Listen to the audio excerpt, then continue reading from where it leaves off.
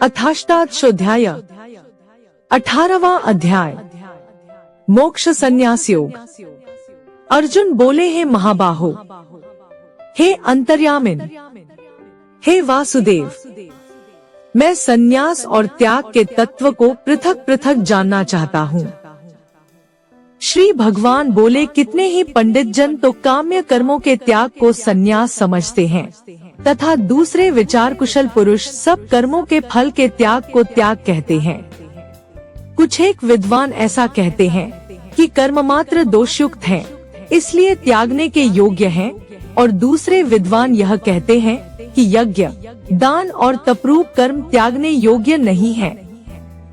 हे पुरुष श्रेष्ठ अर्जुन, संन्यास और त्याग, इन दोनों में से पहले त्याग के विषय में तू मेरा निश्चय सुन, क्योंकि त्याग सात्विक, राजस और तामस भेद से 3 प्रकार का कहा गया है।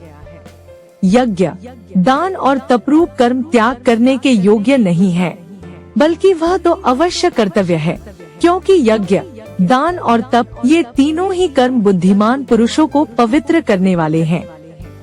इसलिए हे पार्थ, इन यज्ञ, दान और तपरूप कर्मों को तथा और भी संपूर्ण कर्तव्य कर्मों को आसक्ति और फलों का त्याग करके अवश्य करना चाहिए। यह मेरा निश्चय किया हुआ उत्तम मत है। निषिद्ध और काम्य कर्मों का तो स्वरूप से त्याग करना उचित ही है, परंतु नियत कर्म का स्वरूप से त्याग उचित नहीं है। इसलिए मोह के कारण उसका त्याग कर देना तामस त्याग कहा गया है। जो कुछ कर्म है वह सब दोष रूप ही है, ऐसा समझकर यदि कोई शारीरिक क्लेश के भय से कर्तव्य कर्मों का त्याग कर दे, तो वह ऐसा राजस त्याग करके त्याग के फल को किसी प्रकार भी नहीं पाता। हे अर्जुन, जो शास्त्र विहित कर्म करना कर्तव्य है, इसी भाव से आसक्ति और फल का त्याग करके किया जाता है, वही सात्विक त्याग माना गया है। जो मनुष्य अकुशल कर्म से द्वेष नहीं करता और कुशल कर्म में आसक्त नहीं होता, वह शुद्ध सत्वगुण से युक्त पुरुष संशय रहित, बुद्धिमान और सच्चा त्यागी है। क्योंकि शरीरधारी किसी भी मनुष्य के द्वारा संपूर्णता से सब कर्मों का त्याग किया जाना शक्य नहीं है, इसलिए जो कर्मफल का त्यागी है वही त्यागी है, यह कहा जाता है। कर्मफल का त्याग न करने वाले मनुष्यों के कर्मों का तो अच्छा बुरा और मिला हुआ ऐसे 3 प्रकार का फल मरने के पश्चात अवश्य होता है, किंतु कर्मफल का त्याग कर देने वाले मनुष्यों के कर्मों का फल किसी काल में भी नहीं होता। हे महाबाहो, संपूर्ण कर्मों की सिद्धि के ये 5 हेतु कर्मों का अंत करने के लिए उपाय बतलाने वाले सांख्य शास्त्र में कहे गए हैं, उनको तू मुझसे भली भांति जान। इस विषय में अर्थात कर्मों की सिद्धि में अधिष्ठान और कर्ता तथा भिन्न भिन्न प्रकार के करण और नाना प्रकार की अलग अलग चेष्टाएं, और वैसे ही 5वां हेतु दैव है। मनुष्य मन, वाणी और शरीर से शास्त्रानुकूल अथवा विपरीत जो कुछ भी कर्म करता है, उसके ये 5 कारण हैं। परंतु ऐसा होने पर भी जो मनुष्य अशुद्ध बुद्धि होने के कारण उस विषय में यानी कर्मों के होने में केवल शुद्ध स्वरूप आत्मा को कर्ता समझता है, वह मलिन बुद्धि वाला अज्ञानी यथार्थ नहीं समझता। जिस पुरुष के अंतःकरण में मैं करता हूँ ऐसा भाव नहीं है, तथा जिसकी बुद्धि सांसारिक पदार्थों में और कर्मों में लेपायमान नहीं होती, वह पुरुष इन सब लोगों को मारकर भी वास्तव में न तो मरता है और न पाप से बंधता है। ज्ञाता, ज्ञान और ज्ञेय ये 3 प्रकार की कर्म प्रेरणा है, और कर्ता, करण तथा क्रिया ये 3 प्रकार का कर्म संग्रह है। गुणों की संख्या करने वाले शास्त्र में ज्ञान और कर्म तथा कर्ता गुणों के भेद से 3 प्रकार के ही कहे गए हैं, उनको भी तू मुझसे भली भांति सुन। जिस ज्ञान से मनुष्य पृथक पृथक सब भूतों में एक अविनाशी परमात्मा भाव को विभाग रहित संभाव से स्थित देखता है, उस ज्ञान को तू सात्विक जान। किंतु जो ज्ञान अर्थात जिस ज्ञान के द्वारा मनुष्य संपूर्ण भूतों में भिन्न भिन्न प्रकार के नाना भावों को अलग अलग जानता है, उस ज्ञान को तू राजस जान। परंतु जो ज्ञान एक कार्य रूप शरीर में ही संपूर्ण के सदृश आसक्त है तथा जो बिना युक्ति वाला, तात्विक अर्थ से रहित और तुच्छ है, वह तामस कहा गया है। जो कर्म शास्त्र विधि से नियत किया हुआ और कर्तापन के अभिमान से रहित हो तथा फल न चाहने वाले पुरुष द्वारा बिना रागद्वेष के किया गया हो, वह सात्विक कहा जाता है। परंतु जो कर्म बहुत परिश्रम से युक्त होता है तथा भोगों को चाहने वाले पुरुष द्वारा या अहंकार युक्त पुरुष द्वारा किया जाता है, वह कर्म राजस कहा गया है। जो कर्म परिणाम, हानि, हिंसा और सामर्थ्य को न विचार कर केवल अज्ञान से आरंभ किया जाता है, वह तामस कहा जाता है। जो कर्ता संग्रहित, अहंकार के वचन न बोलने वाला, धैर्य और उत्साह से युक्त तथा कार्य के सिद्ध होने और न होने में हर्ष शोकादि विकारों से रहित है, वह सात्विक कहा जाता है।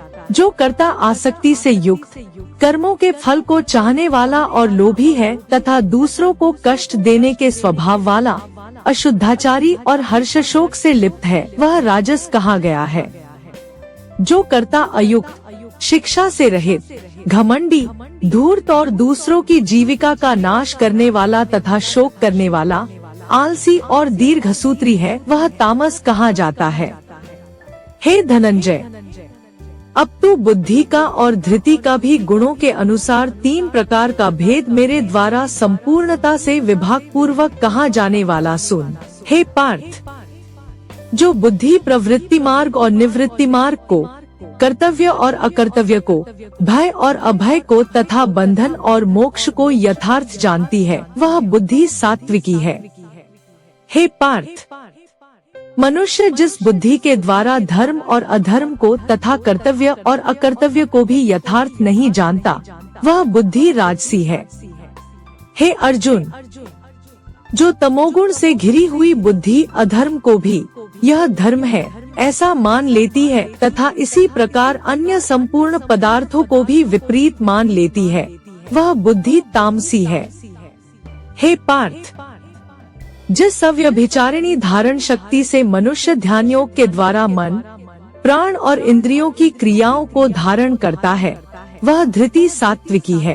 परंतु हे पृथा पुत्र अर्जुन, फल की इच्छा वाला मनुष्य जिस धारण शक्ति के द्वारा अत्यंत आसक्ति से धर्म, अर्थ और कामों को धारण करता है, वह धारण शक्ति राजसी है। हे पार्थ, दुष्ट बुद्धि वाला मनुष्य जिस धारण शक्ति के द्वारा निद्रा, भय, चिंता और दुख को तथा उन्मत्तता को भी नहीं छोड़ता अर्थात धारण किए रहता है, वह धारण शक्ति तामसी है। हे भरत श्रेष्ठ, अब 3 प्रकार के सुख को भी तू मुझसे सुन। जिस सुख में साधक मनुष्य भजन, ध्यान और सेवादि के अभ्यास से रमण करता है और जिससे दुखों के अंत को प्राप्त हो जाता है, जो ऐसा सुख है वह आरंभ काल में यद्यपि विष के तुल्य प्रतीत होता है, परंतु परिणाम में अमृत के तुल्य है। इसलिए वह परमात्म विषयक बुद्धि के प्रसाद से उत्पन्न होने वाला सुख सात्विक कहा गया है।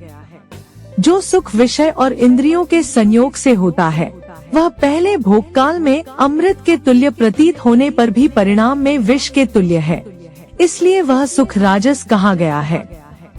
जो सुख भोग काल में तथा परिणाम में भी आत्मा को मोहित करने वाला है, वह निद्रा, आलस्य और प्रमाद से उत्पन्न सुख तामस कहा गया है। पृथ्वी में या आकाश में अथवा देवताओं में तथा इनके सिवा और कहीं भी वह ऐसा कोई भी सत्व नहीं है जो प्रकृति से उत्पन्न इन तीनों गुणों से रहित हो। हे परंतप, ब्राह्मण, क्षत्रिय और वैश्यों के तथा शूद्रों के कर्म स्वभाव उत्पन्न गुणों द्वारा विभक्त किए गए हैं। अंतःकरण का निग्रह करना, इंद्रियों का दमन करना, धर्म पालन के लिए कष्ट सहना, बाहर भीतर से शुद्ध रहना, दूसरों के अपराधों को क्षमा करना, मन, इंद्रिय और शरीर को सरल रखना, वेद शास्त्र, ईश्वर और परलोक आदि में श्रद्धा रखना, वेद शास्त्रों का अध्ययन अध्यापन करना और परमात्मा के तत्व का अनुभव करना, ये सबके सब ही ब्राह्मण के स्वाभाविक कर्म हैं। शूरवीरता, तेज, धैर्य, चतुरता और युद्ध में न भागना, दान देना और स्वामी भाव, ये सबके सब ही क्षत्रिय के स्वाभाविक कर्म हैं। खेती, गौपालन और क्रय विक्रय रूप सत्य व्यवहार ये वैश्य के स्वाभाविक कर्म हैं। तथा सब वर्णों की सेवा करना शूद्र का भी स्वाभाविक कर्म है। अपने अपने स्वाभाविक कर्मों में तत्परता से लगा हुआ मनुष्य भगवत प्राप्ति रूप परम सिद्धि को प्राप्त हो जाता है। अपने स्वाभाविक कर्म में लगा हुआ मनुष्य जिस प्रकार से कर्म करके परम सिद्धि को प्राप्त होता, उस विधि को तू सुन। जिस परमेश्वर से संपूर्ण प्राणियों की उत्पत्ति हुई है और जिससे यह समस्त जगत व्याप्त है, उस परमेश्वर की अपने स्वाभाविक कर्मों द्वारा पूजा करके मनुष्य परम सिद्धि को प्राप्त हो जाता है। अच्छी प्रकार आचरण किए हुए दूसरे के धर्म से गुणरहित भी अपना धर्म श्रेष्ठ है, क्योंकि स्वभाव से नियत किए हुए स्वधर्म कर्म को करता हुआ मनुष्य पाप को नहीं प्राप्त होता। अतएव हे कुंती पुत्र, दोषयुक्त होने पर भी सहज कर्म को नहीं त्यागना चाहिए, क्योंकि धुएं से अग्नि की भांति सभी कर्म किसी न किसी दोष से युक्त हैं। सर्वत्र आसक्ति रहित बुद्धि वाला, स्पृहारहित और जीते हुए अंतःकरण वाला पुरुष सांख्य योग के द्वारा उस परम नैष्कर्म्य में सिद्धि को प्राप्त होता है, जो कि ज्ञान योग की परानिष्ठा है। उस नैष्कर्म्य सिद्धि को जिस प्रकार से प्राप्त होकर मनुष्य ब्रह्मा को प्राप्त होता है, उस प्रकार हे कुंती पुत्र, तू संक्षेप में ही मुझसे समझ। विशुद्ध बुद्धि से युक्त तथा हल्का, सात्विक और नियमित भोजन करने वाला, शब्दादि विषयों का त्याग करके एकांत और शुद्ध देश का सेवन करने वाला, सात्विक धारण शक्ति के द्वारा अंतःकरण और इंद्रियों का संयम करके मन, वाणी और शरीर को वश में कर लेने वाला तथा अहंकार, बल, घमंड, काम, क्रोध और परिग्रह का त्याग करके निरंतर ध्यान योग के परायण रहने वाला, ममता रहित और शांतियुक्त पुरुष सच्चिदानंद घन ब्रह्मा में अभिन्न भाव से स्थित होने का पात्र होता है। फिर वह सच्चिदानंद घन ब्रह्मा में एक ही भाव से स्थित प्रसन्न मन वाला योगी न तो किसी के लिए शोक करता है और न किसी की आकांक्षा ही करता है। ऐसा समस्त प्राणियों में संभावना वाला योगी मेरी पराभक्ति को प्राप्त हो जाता है। उस पराभक्ति के द्वारा वह मुझ परमात्मा को, मैं जो हूँ और जितना हूँ, ठीक वैसा का वैसा तत्व से जान लेता है तथा उस भक्ति से मुझको तत्व से जानकर तत्काल ही मुझ में प्रविष्ट हो जाता है। मेरे परायण हुआ कर्मयोगी तो संपूर्ण कर्मों को सदा करता हुआ भी मेरी कृपा से सनातन अविनाशी परम पद को प्राप्त हो जाता है। सब कर्मों का मन से मुझ में अर्पण करके तथा संबुद्धि रूप योग को अवलंबन करके मेरे परायण और निरंतर मुझ में चित्त वाला हो।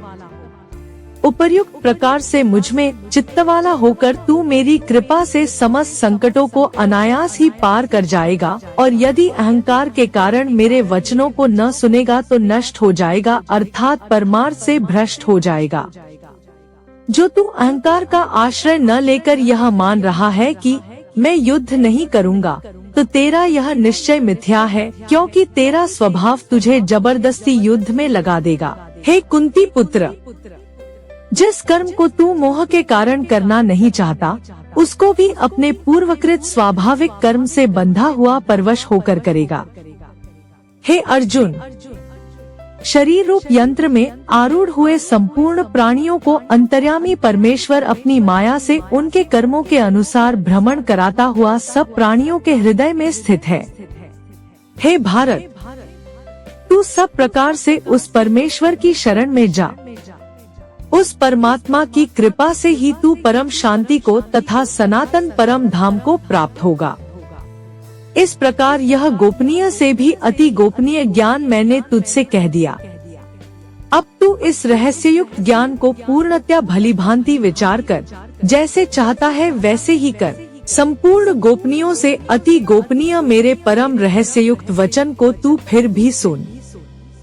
तू मेरा अतिशय प्रिय है, इससे यह परम हितकारक वचन मैं तुझसे कहूँगा। हे अर्जुन, तू मुझ में मनवाला हो, मेरा भक्त बन, मेरा पूजन करने वाला हो और मुझको प्रणाम कर। ऐसा करने से तू मुझे ही प्राप्त होगा, यह मैं तुझसे सत्य प्रतिज्ञा करता हूँ, क्योंकि तू मेरा अत्यंत प्रिय है। संपूर्ण धर्मों को अर्थात संपूर्ण कर्तव्य कर्मों को मुझ में त्याग कर तू केवल एक मुझ सर्वशक्तिमान सर्वाधार परमेश्वर की ही शरण में आ जा। मैं तुझे संपूर्ण पापों से मुक्त कर दूंगा। तू शोक मत कर। तुझे यह गीता रूप रहस्यमय उपदेश किसी भी काल में न तो तपरहित मनुष्य से कहना चाहिए, न भक्ति रहित से, और न बिना सुनने की इच्छा वाले से ही कहना चाहिए, तथा जो मुझ में दोष दृष्टि रखता है उससे तो कभी नहीं कहना चाहिए। जो पुरुष मुझ में परम प्रेम करके इस परम रहस्ययुक्त गीता शास्त्र को मेरे भक्तों से कहेगा, वह मुझको ही प्राप्त होगा, इसमें कोई संदेह नहीं। उससे बढ़कर मेरा कोई प्रिय कार्य करने वाला मनुष्यों में कोई भी नहीं है, तथा पृथ्वी भर में उससे बढ़कर मेरा प्रिय दूसरा कोई भविष्य में होगा भी नहीं। जो पुरुष इस धर्म में हम दोनों के संवाद रूप गीता शास्त्र को पढ़ेगा, उसके द्वारा भी मैं ज्ञान यज्ञ से पूजित होऊंगा, ऐसा मेरा मत है। जो मनुष्य श्रद्धायुक्त और दोष दृष्टि से रहित होकर इस गीता शास्त्र को श्रवण भी करेगा, वह भी पापों से मुक्त होकर उत्तम कर्म करने वालों के श्रेष्ठ लोकों को प्राप्त होगा। हे पार्थ, क्या इस गीता शास्त्र को तूने एकाग्र चित्त से श्रवण किया? और हे धनंजय, क्या तेरा अज्ञान जनित मोह नष्ट हो गया? अर्जुन बोले, हे अच्युत, आपकी कृपा से मेरा मोह नष्ट हो गया और मैंने स्मृति प्राप्त कर ली है। अब मैं संशय रहित होकर स्थित हूँ, अतः आपकी आज्ञा का पालन करूँगा। संजय बोले, इस प्रकार मैंने श्री वासुदेव के और महात्मा अर्जुन के इस अद्भुत रहस्ययुक्त रोमांचकारक संवाद को सुना। श्री व्यास जी की कृपा से दिव्य दृष्टि पाकर मैंने इस परम गोपनीय योग को अर्जुन के प्रति कहते हुए स्वयं योगेश्वर भगवान श्री कृष्ण से प्रत्यक्ष सुना है। हे राजन, भगवान श्री कृष्ण और अर्जुन के इस रहस्ययुक्त कल्याणकारक और अद्भुत संवाद को पुनः पुनः स्मरण करके मैं बार बार हर्षित हो रहा हूँ। हे राजन, श्री हरि के उस अत्यंत विलक्षण रूप को भी पुनः पुनः स्मरण करके मेरे चित्त में महान आश्चर्य होता है और मैं बार बार हर्षित हो रहा हूँ। हे राजन, जहाँ योगेश्वर भगवान श्री कृष्ण है और जहाँ गांडीव धनुषधारी अर्जुन है, वहीं पर श्री विजय, विभूति और अचल नीति है, ऐसा मेरा मत है। इस प्रकार उपनिषद, ब्रह्म विद्या तथा योग शास्त्र रूप श्रीमद् भगवद गीता के श्री कृष्ण अर्जुन संवाद में मोक्ष संन्यास योग नामक 18वां अध्याय संपूर्ण हुआ।